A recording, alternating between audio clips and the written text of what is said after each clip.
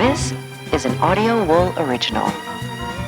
Superstar Byron returned to the stage in Thailand after canceling 2 earlier shows, reportedly because of dehydration. The pop star is under a sex abuse investigation involving a 13-year-old boy. Good evening. Good evening.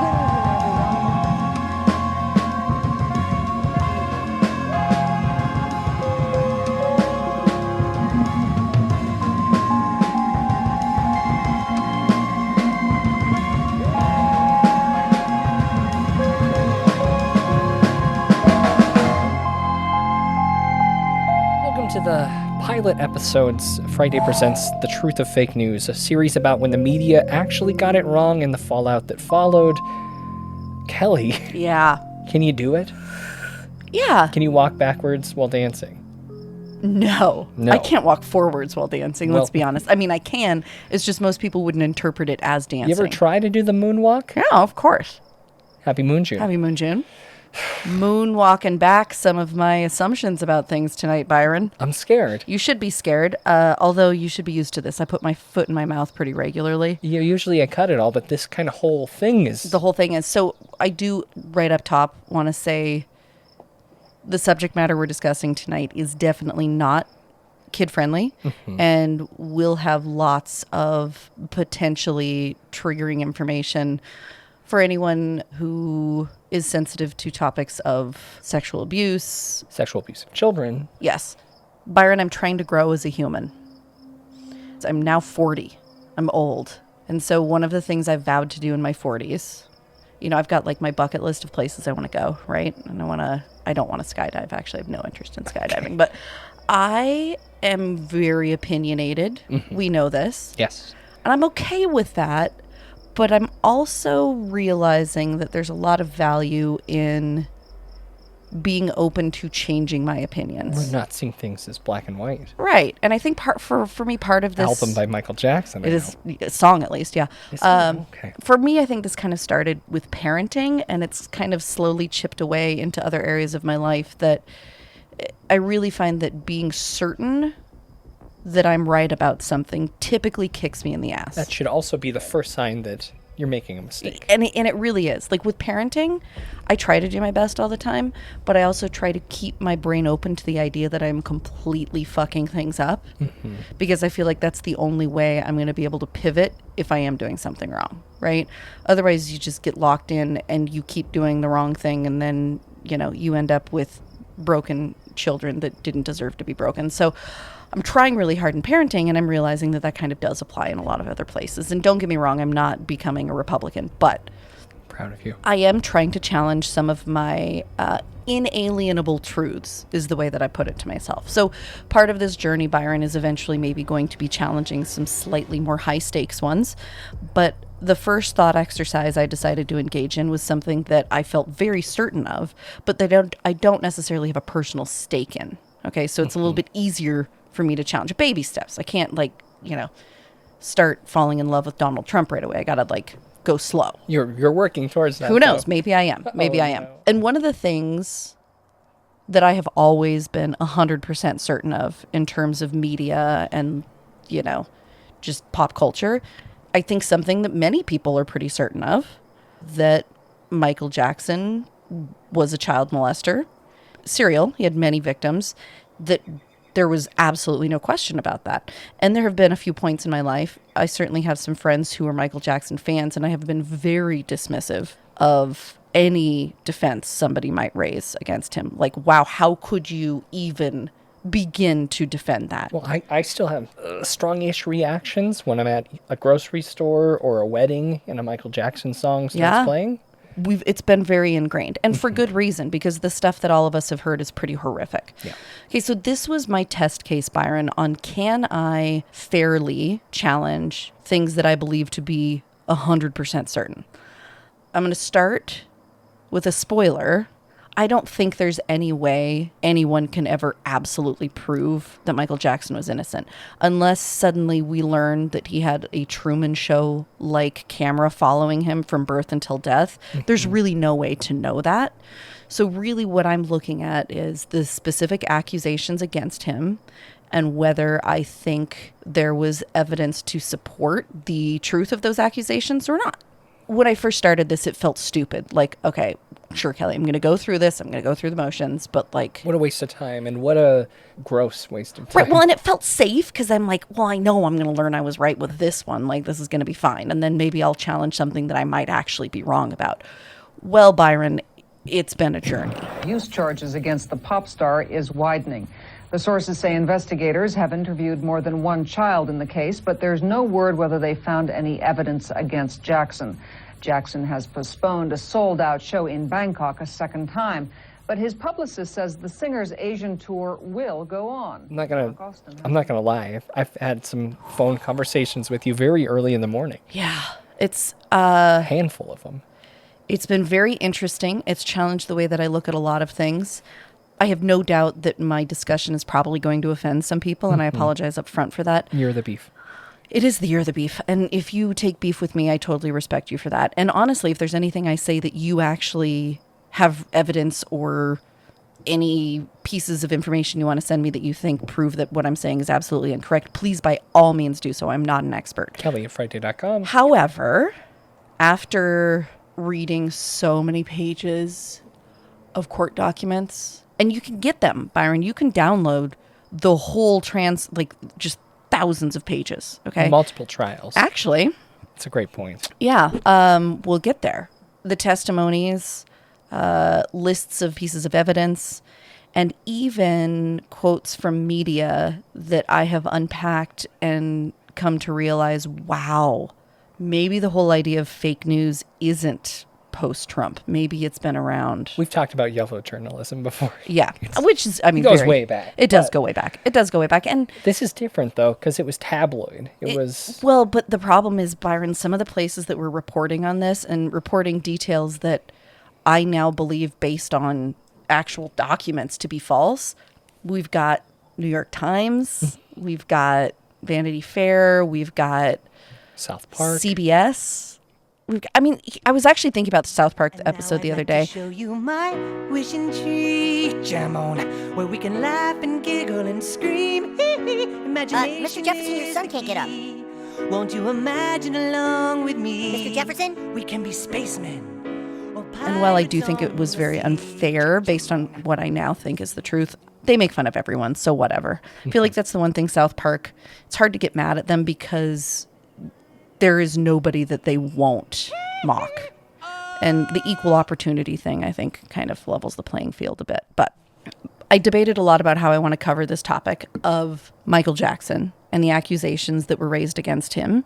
And I think because of the way I approached it myself, the format that makes the most sense to me is to go through the reasons I was so certain he was guilty and kind of talk a little bit through what I found in response to those certainties that I believe to be true. Before I dive in, Byron, you got any questions for me? What kind of questions would I have at this point? Like, do you have specific memories of MJ or like feelings about, were there dinner table discussions about I'm the this? most indifferent Michael Jackson person you're going to find. Okay. I'm not minimizing the potential suffering of people. Right. I, like most people, probably fell into the camp of initially being like, yeah, he's probably a pedophile, but also at the same time, I've come to be a little bit more skeptical of the way those kinds of accusations are handled. Yeah. And I mean, I have seen some documentaries. I've seen Leaving Neverland. Was that the HBO one? Yeah, that was the one that came out a couple of years ago. I have That was a seen really big that, deal. and I've read a handful of interviews. Aaron Carter, the Culkins. I guess I'm just about as middle of the road as you could be on this. So for you, it was kind of a, low stakes too. Low stakes I'm not cultural trying thing. to convince a Michael hater or a Michael lover. No. We've got a pretty neutral audience. I think so. Yeah. Okay. Now, I know a lot of you out there are not going to be neutral. And I do want to be very clear. If I haven't made my position on this crystal clear in previous episodes, I definitely want to make it clear now. I do not believe in victim shaming, victim blaming. I think that anybody who comes forward with an accusation needs to be heard out and their considerations need to be weighed. And I think if someone comes out with an accusation, even if that accusation isn't true, there's something going on that is troubling and that person deserves some attention and respect for Some trying to resources. address it. Yeah. I have friends and family members who have been victims of sexual assault. I'm fortunate enough myself that I have not to any overwhelming degree, anything that I would consider trauma bearing.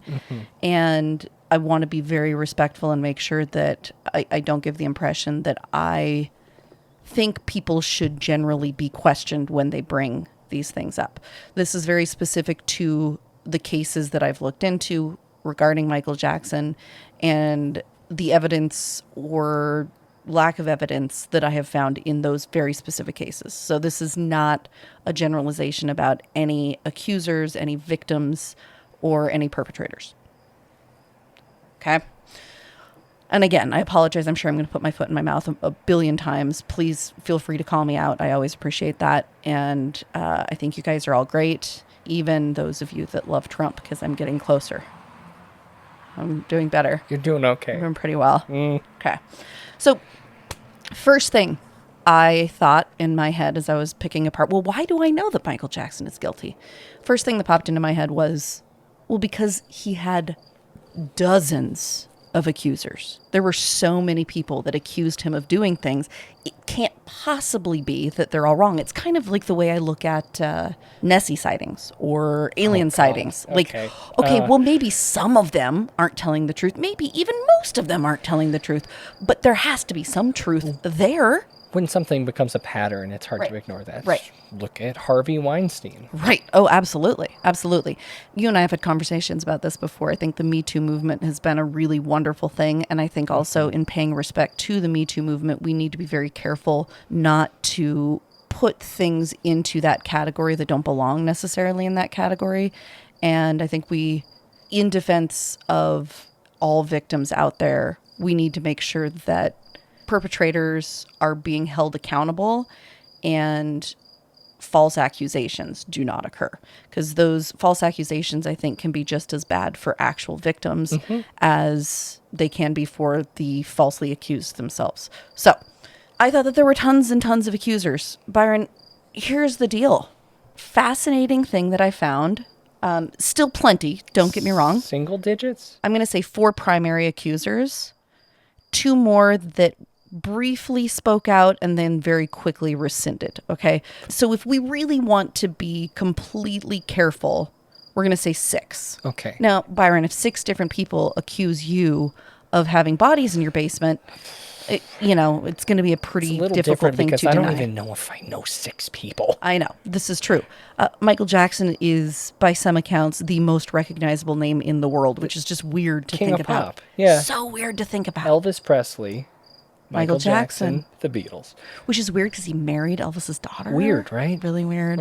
I also want to say, after going on this journey, Byron, Michael Jackson was a strange fella. The point you were saying is that I know very few people. You know very few people. He has very Michael Jackson, broad, everybody knows his name. Yeah. So if you take the pool of possible accusers, and by no means does this by itself say, like, well, they're making it up. But the idea that 6 people would come forward, especially after the first person coming forward got $20 million. You think of the percentages of interactions that would be? Right. That's astronomical. Right. It's really astronomical. So 6 is nothing to sneeze at, but once you start digging into the details, Byron, it gets very interesting. Just to set the stage a little bit, I think most of us know Michael Jackson was part of the Jackson 5, a family boy band growing up. They're varying stories, all of which paint his family situation as very abusive, varying levels. And there's really not many great ways to prove some of the specific things that have been said about the ways in which he was abused. And no matter how he was abused, had he abused others, if he did abuse others, it certainly would not excuse that. But just trying to understand where he came from, I think it is pretty unquestionable that it was an abusive family and it was an abusive childhood and fairly traumatic. The trauma that he endured at a young age, both becoming famous. I mean, we talk all the time about child stars and what they suffer through. It's very rare that you see a child star graduate into healthy adulthood. You know, our society really chews child stars up and spits them out. I think Bieber finally is getting it together. Is he? I think so. I mean, better than most. He's certainly pretty well adjusted. He's above the norm, Yeah. right? But you think of how many instances you can find of ways that our disposable approach to human beings as a society has just completely and irreparably damaged child stars. Yeah. And I think in many ways, Michael could have been victim to that had he not become, in his own right, such a remarkable star. We could get into lots of debates, Byron, about whether his music was worthy of him becoming as famous as he was. I'm not a music critic. I can't tell you whether I think his music's revolutionary. I like Candy Girl. I think it's a fun song. Well, and I live in a household with a husband who hates the Beatles and Michael Jackson. So, like, I'm not a Beatles guy. the normal respected musical touchstones aren't really part of my fabric necessarily. But needless to say, he brought a lot of people a lot of joy with his music and became famous for that. Whether it was because of his childhood or other reasons, you can read hundreds of accounts of the way that Michael interacted with fans. Fairly unique in terms of what I've heard. I mean, you know, my People magazine consumption has toned down in the last decade, but man, I used to follow my celebrity news when I was in my 20s, and I don't know that I ever heard anything along the lines of what I've read about Michael Jackson. The way that he would bring entire families into his circle. I kept reading these stories over and over again. It wasn't just these young boys that he was bringing in, but he would literally have entire families come and stay at his Neverland Ranch for weeks. You could see that as facilitating, almost grooming a parent the same way you would groom a child. You certainly could. And actually, this is probably a good time to bring this up, Byron. One of the arguments I've heard in some of the defenses of Michael is that if you look at standard pedophile behavior, the overwhelming majority of pedophiles will target kids who are not confident, kids who are not close with their families, kids who have some kind of trauma. Basically, they look for weaknesses and ways that they can kind of isolate the kids or take advantage of vulnerabilities that the kids already have. And the truth is, the 4 primary accusers and even the 2 secondary accusers of Michael, none of them fit that bill. However, I don't think that that alone is a good argument, because one of the things I believe to be true about Michael is there are very few things that he did in the way that other people did. So if he was a pedophile, I don't think there's anything that could convince me that it was impossible for him to follow a completely different path than what your average pedophile would follow. So I think that in and of itself doesn't really prove much to me. But it is an interesting thing to consider. I don't want to taint your report by bringing this back up, but let's hear it. Nathaniel Barjona. Oh, God. I shouldn't have said that, but I said it. A lot of the times that he was attempting to sexually assault people, he would go through the parents. Single parents who are struggling, or parents that are suffering addiction. Yep. Any way that you could insert yourself in the life of the child as a helper. It's not necessarily about directly targeting a child so much as it is looking for a doorway into the life of that child. Right. One phrase there that I think is really operative and that I want to put a pin in, Byron, is seeking out or targeting. Okay, because that is a theme that comes up over and over again. So let's just dive in real quickly with this first accuser. Okay. The very first accusation came in 1993. Yep. The accuser was a gentleman by the name of Jordan Chandler. August 17th, the Los Angeles Police Department initiated a criminal investigation of entertainer Michael Jackson. The department has been in contact with the Los Angeles County District Attorney's Office regarding this matter. Although we have confirmed the existence of the investigation, we have not disclosed any of the specifics publicly. And actually, the primary accuser was his father, Evan Chandler. Dr. Evan Chandler? Yeah, Dr. Dentist Evan Chandler. By the way, fixed my tooth. Oh, Chandler's been dead for a while. No, I didn't use Dr. Chandler, but no more stress breaks in these bad boys. We need to get you a mouth guard. I have one. Oh, yeah, you want me to share your mouth guard? No, I'm just saying it's been good. Like the good grinding, it helps. Okay. Yeah. So the way that they met is kind of interesting and not at all along the lines of seeking something out. Here's what happened. Michael Jackson's driving one day, downtown Los Angeles. It was in February. Car broke down, gets towed to a local garage. This garage was a rent-a-wreck. If you're looking for a larger or more reliable vehicle for your holidays, give Rent-A-Wreck a call. Drive a You've good heard bargain. of rent-a-wrecks, right? Oh, they've got fun ads. The rent-a-wreck owner called his wife, June Chandler Schwartz, to meet Jackson. Turns out, like everyone at the time, June's son was a big Michael Jackson fan. okay, brings her son to the garage, meets Michael. Michael is really appreciative of their help, blah, blah, blah, blah, blah, okay? Now, this young boy's father, who the mother is divorced from, gets wind of the fact that his son and his ex-wife have met Michael Jackson. This man is a jack of all trades, Evan Chandler. We mentioned already that he's a dentist. He also had co-written Robin Hood Men in Tights. We're men in tights. We roam around the forest looking for fights. We're men in tights. Love that. Kevin Costner. I hate it now. Well, oh, okay. Okay. All right. He immediately set his targets, wanted Michael Jackson to... It's not Kevin Costner. It's Carrie Hughes from Saw. You mean from Princess Bride? I don't know about that. The way in which Michael kind of adopted Jordan Chandler's family as his own was pretty common, but he did not seek them out. This was something where he was deeply appreciative. You know, some people that were close to Michael will say they think that his childhood was so traumatic that he kept trying to relive his childhood with normal families. And so he would adopt these entire families essentially as his own. And it's kind of weird. You'd listen to these accounts and there would be like multiple families hanging out at Neverland Ranch, sometimes when Michael wasn't even there. It was like, I don't know, like your rich uncle with a place on the lake. Like you go and hang out there because he's letting you do it. That's kind of what Michael became for a lot of different families. Jordan Chandler was one of those families. Where things got tricky is his father became very adamant that he meet Michael and that Michael make a movie with him because he had another movie that he really wanted to make. Michael kind of politely tried to dodge it and then didn't respond to some more formal requests. And it was at that point, Jordan Chandler's dad became really angry and really vindictive. It would become clear later in life that Evan Chandler suffered from some pretty extreme mental illness, though certainly suffering from mental illness does not mean that you are making false accusations. This became a pattern in his life of becoming very volatile. Byron, I think you've got a sound clip you're going to play of a call Evan Chandler had after he had become frustrated with Michael Jackson and began trying to extract a story from his son that Michael Jackson had done something to him.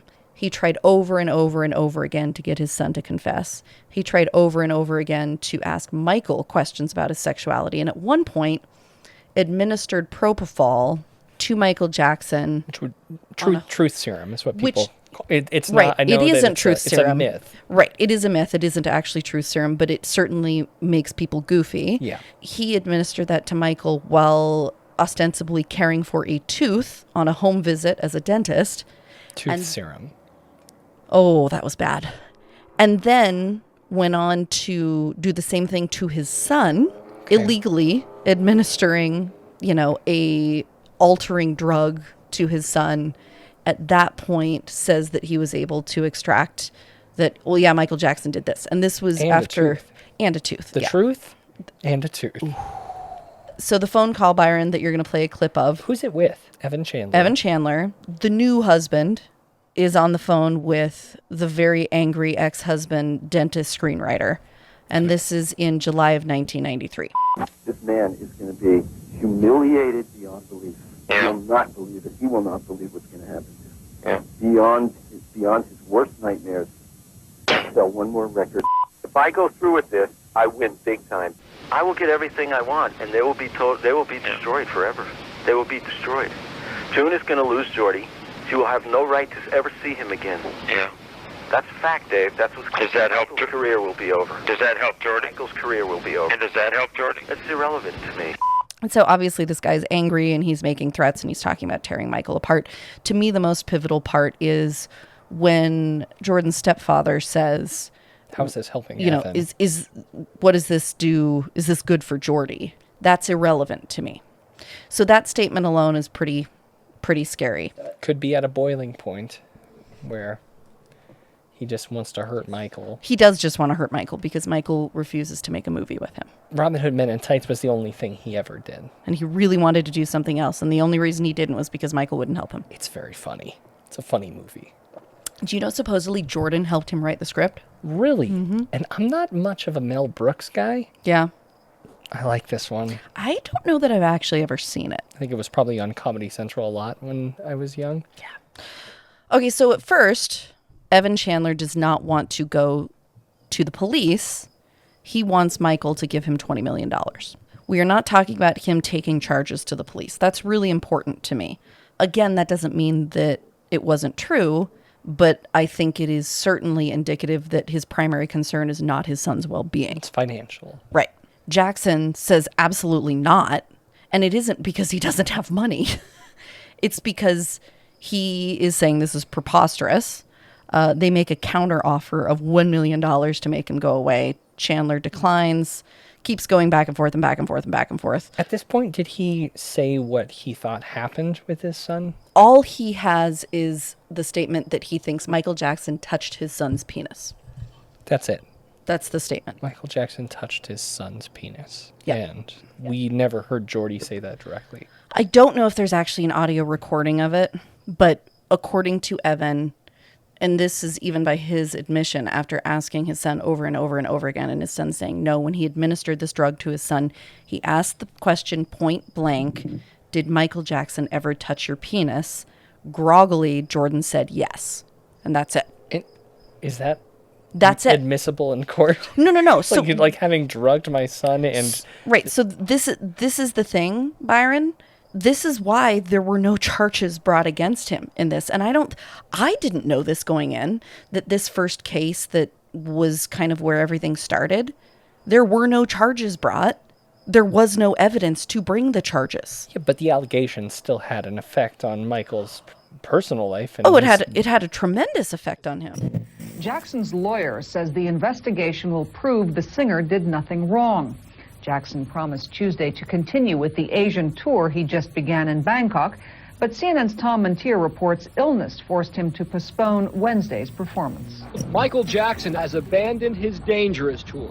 Jackson issued a statement saying the pressure resulting from what he called false allegations, coupled with the energy necessary to perform on stage, left him exhausted, and he became dependent on painkillers. My friends and doctors advised me to seek professional guidance immediately in order to eliminate what has become an addiction. It is time for me to acknowledge my need for treatment in order to regain my health. Evan filed a lawsuit. So Byron, just quick legal stuff. Obviously, you've got civil and criminal. Yep. Right? So criminal involves like a prosecutor. Mm-hmm. Civil, both of them get an attorney that's helping them, but it's not based on whether a crime has been committed. It's kind of like what just happened with Donald Trump with and Donald Eugene Trump. Carroll. He was responsible for, what was he, libel Sexual for assault. slander and sexual assault. Was it sexual assault? I'm trying to remember the exact, I want to make sure. I don't remember the exact It was phrasing. not rape, though. Right, it was not rape, and it was not a criminal charge. It's a very big difference. Civil trial. It's a civil trial, and he filed a civil suit. The 13-year-old boy who says Michael Jackson sexually molested him filed a civil suit today.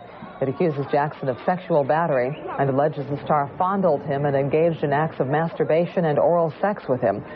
Police haven't yet uncovered any physical evidence to support that. Jackson, who's on tour in Moscow, denies the allegations. His representatives say he's the victim of a failed extortion attempt. In preparation for this civil suit, Jordan gave a description of Michael's genitals to the Santa Barbara Sheriff's Department. Mm-hmm. And the Sheriff's Department, even though this was a civil lawsuit that had been filed, clearly because it involved child abuse, they started conducting a criminal investigation, attempted to bring charges against Michael. But after Jordan's description of Michael's genitals and a strip search of Michael, it was determined not to bring charges. Multiple sources have said that Jordan's description said that Michael Jackson was circumcised. Autopsy reports, which I have actually read, Michael Jackson was not. You can stretch it. Did you see John Wilson, season 2, the T.C. Tugger? How do I not remember that? I don't remember that. I'm not going to say that Michael Jackson went out of his way to re-stretch his foreskin.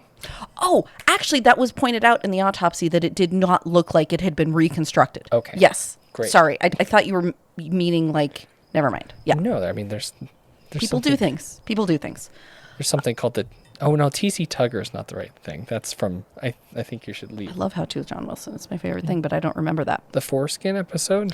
So, Byron, I recommend, because I think you would find it interesting, read the whole story about the weird stuff with Jordan Chandler and Evan Chandler and Michael. And there are these, like, Michael would actually stay at Jordan's house as well. Like, he would go stay at these normal families' houses. Like, he really, the more I get into the story, the more I think, whether he molested children or not, he really just wanted to be a part of a family. Sure. Like, that's what he kept trying to do, trying to get do-overs again and again for what he didn't get as a child. Evan admitted to walking in and seeing Jordan and Michael in bed together and wanting to catch them doing something, but not saying like, oh, Michael, you can't sleep in a bed with my son. Sure. But like continually like trying to catch them in the act of doing something.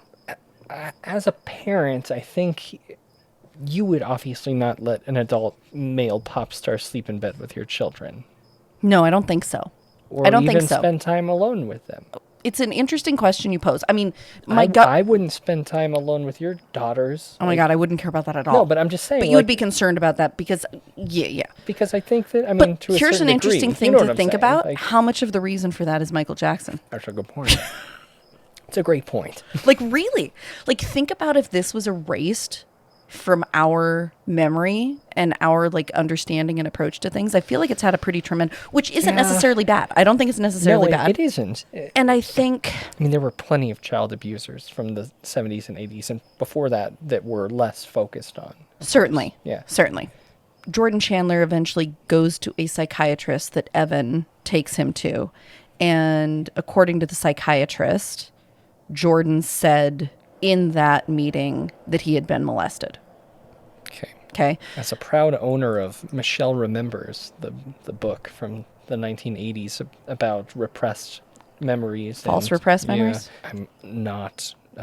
Evidence was brought before 2 grand juries. Neither grand jury would indict, even though the frequency of just bringing charges in a grand jury, keep in mind, like, the bar of evidence in a grand jury is just whether there's enough to bring a trial. Certainly not determining guilt. Yeah. If a prosecutor is taking something to a grand jury, it is an overwhelming majority of the time that the grand jury brings an indictment and a trial then happens, okay? That didn't happen in this case. Michael Jackson's insurance company actually forced him to settle with Chandler in the civil suit for $23 million. And as soon as that civil suit was done, Jordan's family refused to cooperate with the criminal case, even though there is nothing that could have been signed in the civil case to prohibit bringing a criminal case. Like, sure. Those are separate entities. So, like, you might sign an NDA, you might sign saying, like, but all of that is off limits in a trial, like in a courtroom. And throughout this entire period of time, Michael Jackson continued to say that he had nothing to do with this. He had absolutely nothing to do with it. He even made that statement. Over and over again. And well, there's that famous one from Neverland. Yeah. There have been many disgusting statements made recently concerning allegations of improper conduct on my part. These statements about me are totally false. As I have maintained from the very beginning, I am hoping for a speedy end to this horrifying experience to which I have been subjected. I shall not in this statement respond to all of the false allegations being made against me, since my lawyers have advised me that this is not the proper forum in which to do that. I will say that I am particularly upset by the handling of this mass matter by the incredible, terrible mass media. At every opportunity, the media has dissected and manipulated these allegations to reach their own conclusions. I ask all of you to wait and hear the truth before you label or condemn me. Don't treat me like a criminal, because I am innocent. The next year, or 2 years later maybe, Jordan became legally emancipated from his parents. And in the trial that eventually did happen in 2005, the defense had multiple witnesses lined up to testify who were friends with Jordan Jordan had confided in and said he would never forgive his parents for what they made him say about Michael. Wow. Okay. After this, there was a ton of really traumatic stuff that happened. A terrifying pro-NAMBLA pedophile by the name of Victor Gutierrez, who I sprung on Byron, and I think we'll talk a little bit more about in the next episode. But he wrote a book that was supposedly Jordan's secret diary, which obviously it was not. Yeah, it's called Michael Jackson Was My Lover, The Secret Diary of Geordie Chandler. And Byron, how much did you say copies of that were fetching? Almost $1,500 on We eBay. live in such a fucked up world. Yeah, but it's not even the original pressing version. So well, there you go. Yeah. So Byron, that's the first case, and that is kind of the place from which everything else sprung, because it was very well known that this family got a ton of money. Mm-hmm. Even more so. Wait, did you say the amount? $23 million. He got more than he initially asked for. And I mean, like you said, Michael wasn't hurting for money at this point. He had, in 1992, he had over $300 million. Yeah, and that, I think that's probably interesting. Estimated Working with crazy rich people, I've seen the way that those reports are totally not accurate. Sure. Some really wealthy people stack them specifically to look lower for tax reasons. Other people get their rocks off on being as high ranked as they can on those lists, and so they overestimate and report higher numbers to like Forbes and places like that. Mm-hmm. So who knows how much he actually had, but he would have been fine to write the check for 20. He was fine to write the check for 23, and in fact I think it was his insurance company that wrote the check for 23. But he, to the day he died, swore that there was absolutely nothing untoward that happened. Tragically, Evan Chandler struggled for many years, became estranged from all of his family. He passed away 5 months after Michael passed away, actually, in 2009. Mm-hmm. According to a report I saw, I wasn't there and I haven't seen any photos, but none of his family even attended his funeral. How did he die? He died by suicide. Yeah. The gruesome scene unfolded behind locked doors at this luxury waterfront high-rise here on Hudson Street in Jersey City. Multiple sources reporting former Beverly Hills dentist turned aspiring screenwriter Evan Chandler was found dead here inside his Jersey City home. Chandler is the father of the boy who once accused Michael Jackson of molestation. Jackson reportedly settled the case for $15 to $22 million. That boy is now a 29-year-old man. He has never spoken publicly. Jersey City officials will confirm police are treating the case as a suicide. Telling Pix News the victim suffered a self-inflicted gunshot to the head. They tell us the building concierge went to check on the victim after his doctor was concerned that his patient missed an appointment and might be ill. Published reports say Evan Chandler was seriously ill with an undisclosed health problem. It was that concierge, police say, who made the grisly discovery of a lifeless body. One of the things I think is worth noting, the context of both Michael Jackson sleeping in bed with kids and people sleeping in his room. I'm actually going to call to Macaulay Culkin's testimony real quickly to discuss this a little bit, because I'm not denying that that's a really freaking weird thing. However, it's weird in a way that's different than what I understood. And reading the detailed testimony from the 2005 trial, which we'll talk about in a moment, from Macaulay Culkin, who was called as a witness, gave me a little bit of perspective. I should also say that Macaulay Culkin has categorically denied that anything ever happened. Mm-hmm. Before Michael died, after Michael died, he's remained very consistent on that topic, as have a lot of other people, Corey Feldman. Anyhow, did you ever share a bed with Michael Jackson? Yeah. I mean, I'd fallen asleep in the same bed as him. Did you ever do that, fall asleep in the same bed as Michael Jackson prior to, so he went on a trip to Bermuda, which isn't necessarily relevant to this, but where none of your brothers and sisters were present? It's possible, but like I said, usually my brother was tagging along with me. This was Kieran. But I fell asleep basically everywhere in that ranch or anywhere else when I was hanging out with him. I would just flop down on the floor half the time. I slept in his room about as often as I slept anywhere. Like, I fell asleep, I'd flop down. We'd fall asleep in the movie theater. He had beds in the movie theater. I'd flop down and fall asleep there. I'd fall asleep in front of the video game machines. Macaulay Culkin goes on and on to describe kind of what the experiences were like at Neverland, and basically what it sounds like is kind of like a non-violent Lord of the Flies. Kids running around kind of free range. Sure. Like, he even makes some comment about, like, nobody ever put on pajamas. Everybody just, like, fell asleep in their t-shirt and jeans and woke up and started doing fun stuff again the next day. It's like if you had a bunch of 12-year-old boys who weren't forced to go to school or keep to any schedule, could eat junk food, play video games, run around. Literally, they're staying up all night playing video games, falling asleep in front of the TV. Sometimes they would fall asleep in Michael's bed, but the way that at least Macaulay describes it was not anything other than a slumber party of 12-year-olds, essentially, which I realize is certainly not what somebody would call to mind when thinking about a 35-year-old hanging out with these young kids. Yeah, there's a clip that I always get pointed to where Mike is... why would I call him Mike? No one's ever called him Mike. A lot of people call him Mike. Really? Mm-hmm. Where he admitted to children falling asleep in his bed. Mm-hmm. When Gavin was there, he talked about the fact that he shares your bedroom. Yes. Can you understand why people would worry about that? Because they're ignorant. But is it really appropriate for a 44-year-old man to share a bedroom with a child who is not related to him at all? That's a beautiful thing. That's not a worrying thing? Why should they be worrying? Who's the criminal? Who's Jack the Ripper in the room? This is a guy trying to help heal a child. I'm sleeping in a sleeping bag on the floor. I gave him the bed because he has a brother named Star. So him and Star took the bed, and I'm on the floor in the sleeping bag. Did you ever sleep in the bed with them? No. But I have slept in the bed with many children. I sleep in the bed with all of them. When Macaulay Culkin were little, Kieran Culkin would sleep on this side. Macaulay Culkin's on this side. His sister's in there. We're all just jamming the bed. And we wake up like dawn and go in a hot air balloon. You know, we have the footage. I have all that footage. But is that right, Michael? It's very. He called it a beautiful thing, and Yes. that was the thing that really stood out. Yeah. Who knows?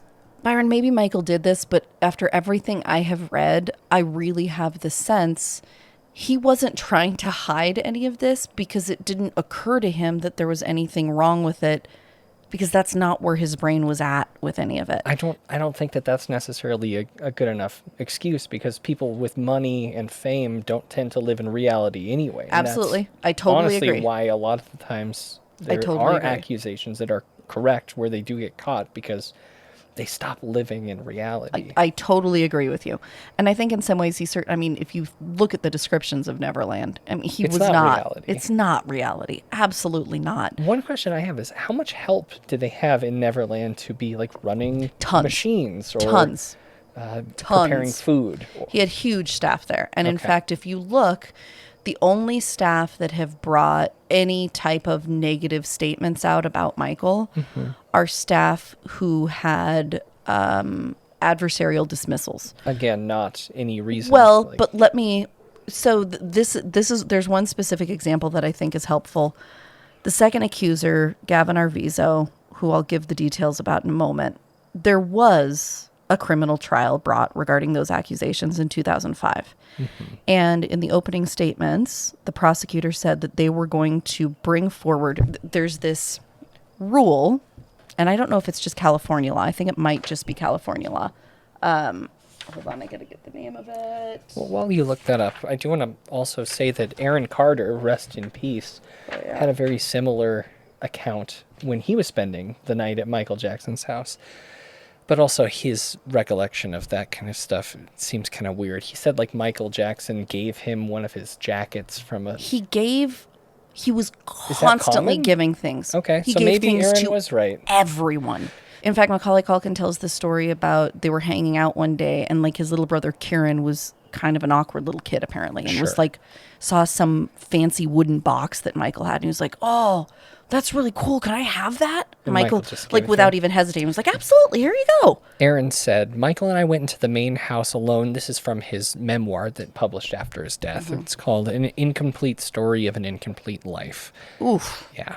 Michael and I went into the main house alone and headed to his bedroom area. After a while, I said I was ready for bed. I hadn't really thought about where I would sleep. Obviously, there were tons of rooms in the house, but he pulled out his cot next to his bed that was already made. I never asked for the cot, but there it was. I didn't care. I was tired. He turned out the lights and got in bed, and we went to sleep. But then he said that he woke up sometime later and found Michael at the foot of the cot in his tighty-whitey underwear. I don't know if he was sleepwalking or what, but he seemed to be asleep. He shouted, "What the fuck?" which is interesting because I don't know how many young children shout, "What the fuck?" I mean, this group of children, I think that's pretty common. Go back to your bed. And apparently Michael just mumbled, okay, got back to his bed, and they both went to sleep, and he never talked about it. But he also, in a couple other accounts, said that him and Michael Jackson smoked weed together. Does that seem reasonable? Okay, so it's not okay. No. Like, it's not okay. Oh, no. But again, this really fits with the 12, 13-year-old boy thing. Sure, Like, okay. Every narrative that I have read fits into that. I have yet to see anything that doesn't align, which was such a surprise to me, Byron, because I went into this convinced that he was an absolute predator. Like, I really... Actively stalking and grooming children. I really did. Well, we've got a lot of ground to cover. Right, we do. Something else that's interesting, the prosecutor, again, in this 2005 trial, which we haven't even talked about Arvizo's accusations against him, but that's where Macaulay Culkin was called as a witness. Mm-hmm. And the prosecutor's trying to get Macaulay Culkin to talk about what he wore when he was in bed with Michael. And he said, "I wore my clothes." The prosecutor asked, "You would just wear whatever you were wearing during the day?" And Macaulay Culkin says, "Yeah. Every single night up until I was about 17 years old. I guess that's when I kind of discovered what pajamas were." And so... that fucking rules. Isn't that hilarious? But, like, that also aligns with all of the weird stuff I've heard about Macaulay Culkin's childhood, where, like... His father was quite abusive towards him. Okay, exactly. I'm so glad you bring... I mean, it's terrible, but I'm glad you bring that up, because that was one of the most poignant parts of Macaulay Culkin's testimony to me. His parents were abusive towards him as well. So were Corey Feldman's. Wow. Okay. And Michael Jackson's parents. Yes. Macaulay Culkin is asked about when Michael Jackson reached out to him. And apparently it was right after Home Alone came out. And he reached out and basically said, "Hey, I saw your movie. It was really cool. I kind of know what you're going through right now. Mm-hmm. And if you ever want to talk, let me know." And it was basically like, one day Macaulay Culkin was this kid who also happened to be an actor. The next day he couldn't go anywhere. He was a mega celebrity, right? The same way Michael Jackson was. Yeah. And Macaulay Culkin actually said in his testimony, "Now I understand exactly where he was coming from. I also make those calls." So he talks about, like... That's interesting. I didn't know that Macaulay was an advocate for, like, young talent in that way. And just trying to help out, like, wow, it's a really fucked up thing to go through, and, like, nobody can possibly understand you. And Macaulay kind of hinted at the fact that the weird family situation and some of the trauma there was also something they had in common. There were so few people that Macaulay could relate to, and he felt like there were so few people that Michael could relate to, that really that's what their friendship was based on. Sure. Was this weird, fucked up experience that both of them had lived. Do you think it's possible that because of that, Michael had a different relationship with this boy than he may have had with other boys? Because not everyone that Michael spent time with was a mega celebrity. Correct, but also, majority were not. If he was going to get away with something... If he was being premeditated in any way about it, somebody with a messed up home life who is more vulnerable to public opinion is going to be a lot better target. I think someone with a lower profile with a messed up family would be a perfect target. I agree. But unfortunately, it's tough to say. One of the other questions that he gets asked is, "Did you ever see Mr. Jackson as very childlike himself?" Macaulay said, "He was very childlike, yes." "What do you mean?" "He liked doing things we like to do. He liked playing arcade games. Though he wasn't as good as us usually, but he still enjoyed doing it because it was one of those things. He enjoyed the same kind of movies. He liked running around. We used to play tag. We used to fill up water balloons.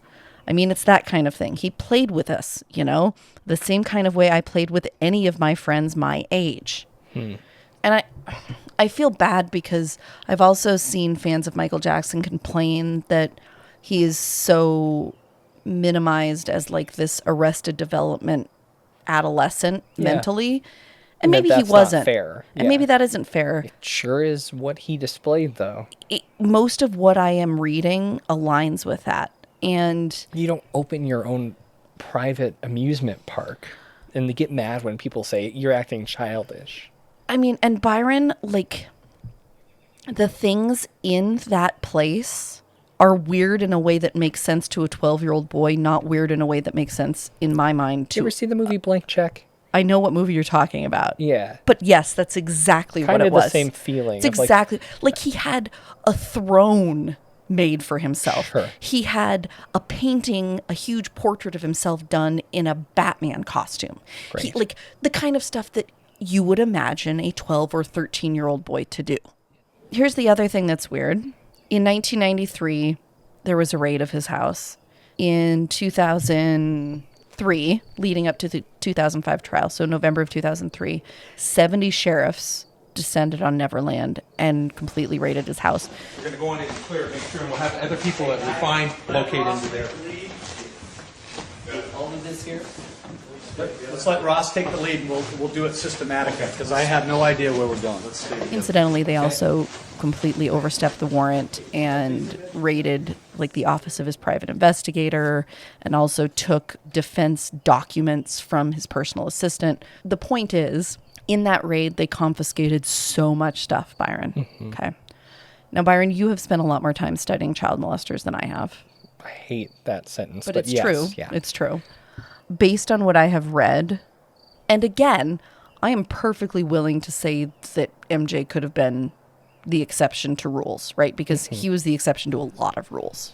But generally speaking, what I understand is it is unbelievably rare for a pedophile to not have some kind of child pornography memorabilia. Yeah, it tends to be some sort of pattern of escalation. So here are a couple weird things. I think I know what you're going to say, though. They did find some stuff. Oh, they found tons of porn. Okay. They found tons of adult hetero porn. You know what's interesting, though? I learned something today. Okay, let's hear it. Jared Fogle, child Are you talking about abuser. him having stuff for grooming? When he was in college, he was widely known on campus as being someone who could rent pornography, like black market, regular pornography to people. How was it black market then? Because he was burning discs, basically. Oh, okay. In the early 2000s, when that was a thing. Okay. So he also had like a large amount of regular pornography. Okay, but that's different. He was obviously using it as a business. But you could also be using it to bait children. Okay, fine. In his entire house, there was not a single shred of child pornography. And I know I'm going to get some comments on this, so I want to be very specific. I think it was in 2006, there was a Radar online report that was released saying that there had been, like, that they had special access to a list of the items that had been confiscated in that raid. Okay. And among those items was some book that had like naked adult bodies with child faces pasted onto them. Really? Okay. It was completely false. It was a complete lie. The Santa Barbara Sheriff's Department actually said that from the documents that Radar Online released, some of them were absolutely from their files, though they had not okayed the release of them. They were from their files. Others were absolutely not. And on radar.com, that story has been pulled down. Maybe it has. I don't know. It's missing. Okay. Yes. So there is a list of the verifiable, like from actual court records, list of the documents. Okay. So here's some interesting facts about this, Byron. 16 hard drives were confiscated. Those hard drives had caches that dated back to 1998. Okay, so 5 years of caches. Mm-hmm. Not a single child porn visitation. Okay. All of the porn that was confiscated, there were over 1,800 images of adult nude women. We're talking like Hustler, Barely Legal, Playboy, like stuff you could get back the in stuff the early that 2000s. a 13-year-old boy would have in his freaking collection. Googling boobs. Right? Yeah. This is one of the grossest things. Oh, God. Okay. In the grand jury testimony, when the prosecutor pulled Gavin Arvizo onto the stand, he handed him one of these magazines and said, "Is this what Michael handed to you when you were in bed to try and turn you on?" And Gavin holds the magazine and says, yes, it was. One of the jurors, and this is in like the court transcript, one of the jurors says, "Wait, shouldn't that young boy be wearing gloves?" Oh, no. No, listen to this, Byron. The prosecutor took the magazine, put it in a plastic sleeve, sent it off to be tested for fingerprints, and they pulled Gavin's fingerprints off of it. Like, I'm not kidding you. That was one of the specific pieces of evidence that resulted in Michael's acquittal. Okay. We, the jury, in the above entitled case, find the defendant not guilty of conspiracy as charged in count 1 of the indictment, dated June 13th, 2005, four-person, number 80. Count 2, verdict. And people certainly have made the argument that, like, okay, well, he just had that stuff for grooming. Okay, well, if he did, why did he have it locked away in private places? There was one where it was, like, hidden by his bed with a jar of Vaseline. Then it was obvious there was masturbatory material. Right. Like, during the actual trial, when Gavin was cross-examined, again, this time Michael's defense attorney said, like, is this the magazine? And he's like, absolutely. This is absolutely the magazine. It was published 6 months after the kid had been at Neverland for the last time. Michael could get preview copies. Okay. He was a big shot. Not 6 months. It doesn't even run 6 months. I know. Okay. So these are some of the things that are like, wait, what? Okay. How did this even... How are they so bad at their job? I have a really scary quote to give you, Byron, and I think that this is also, you know, kind of the gist of what we're talking about here is the idea of the media getting it wrong, right? Mm-hmm. So one of the really horrific examples of that in the coverage of this trial in 2005, when charges were actually brought, and again, this is involving Gavin Arvizo, the second accuser. Those charges he was acquitted of, though, you know, the last 4 years of his life, I think, were pretty much ruined by these charges in general. So this is from E! News on March 23rd, 2005, in the middle of the trial. They're describing the porn that was brought as evidence, okay? So many bodies, clothed, unclothed, barely clothed, were shown that famous ones seemed bound to turn up, and they did. Pictures of Macaulay Culkin, a longtime friend, Marilyn Monroe, and Bo Derek were shown. The Monroe and Derek shots were nudes. The Culkin was a straight-ahead snapshot. Okay, literally, the Macaulay Culkin photo that they are talking about is like a press headshot from his Home Alone with an autograph copy Just for Michael. a normal present that's all that it is. someone would have. That's all it is. Okay. And the way that that is presented alongside nudes of, like, okay, so the guy has nudes of Marilyn Monroe and Bo Derek. And there's nothing wrong with that. But they package it in a way they don't explicitly say that it was a naked picture of Macaulay Culkin, but they certainly frame it in a way that people can interpret what they want. I also found it interesting in Macaulay Culkin's testimony. He had never been asked by police or prosecutors if Michael had ever done anything to him, even though in the opening arguments of that trial, the prosecutor had said he was going to prove that Michael had 5 previous victims, one of which was Macaulay Culkin. So he was going to use the fact that Macaulay had been assaulted by him as evidence in the trial, even though they had never even spoken to Macaulay Culkin about it. And he was adamant that absolutely nothing ever happened. 3 of the other supposed victims that the prosecutor brought up in those opening statements were not required / did not want to testify themselves. And instead it was 3 security guards who testified, all 3 of whom had been caught stealing property from Michael, fired as a result. There was a completely separate civil trial for Michael to recoup that property. Michael won, and those 3 security guards' testimony saying that they saw Michael do things to these 3 kids was the only evidence that was presented of Michael doing things prior. And one of them was Macaulay Culkin. So one of the security guards actually got on the stand and said Macaulay Culkin had done this with Michael. And Macaulay Culkin got up and said, absolutely, that didn't happen. That's such a tough thing because it's a child or a young adult. Macaulay Culkin was 25 at the time. Okay, young adult. Probably suffering the same kind of stunted, arrested development that Michael did. Maybe. Still. Maybe. He's an adult. And if he... Wow. Well, Byron, it would appear that inadvertently, I have now presented information about my previous belief. You guys are really ripping it up out there. He really is. Oh, wow. One accuser. That he had tons of accusers. Turns out he didn't have tons, and we'll go through the rest of the official ones. Mm-hmm. That he had paid off all of these accusers.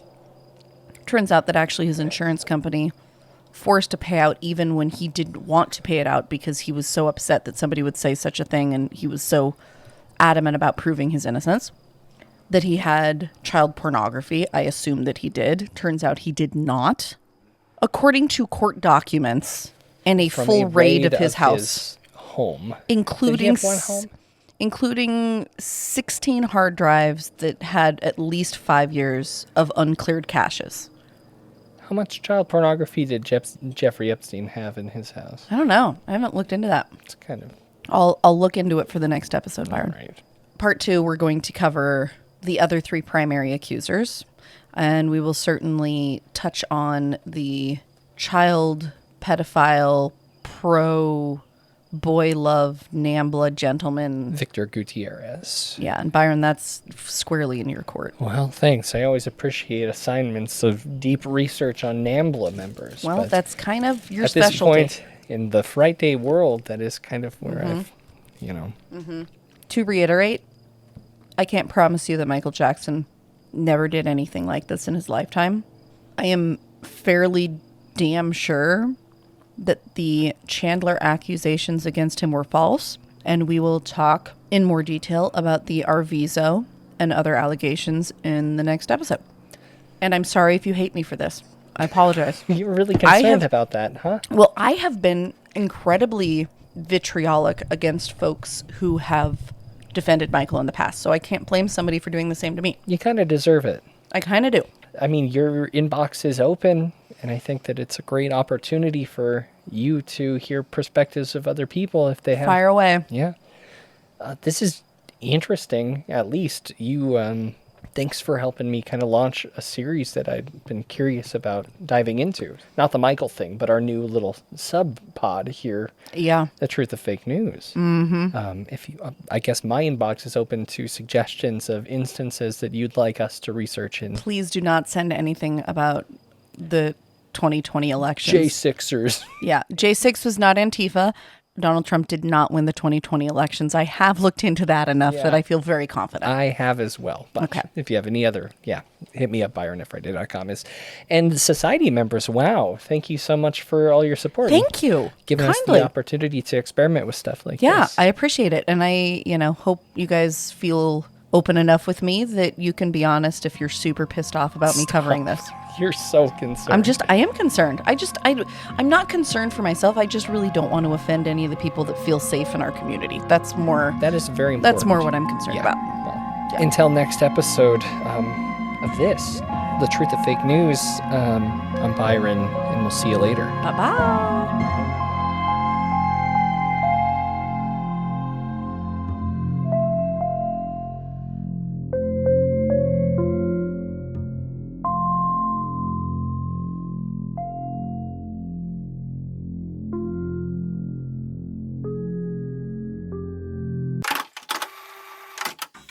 You've been listening to an Audio Wool original, produced by Byron McCoy, theme music provided by Cemeteries. For more programs like this, visit audiowool.co.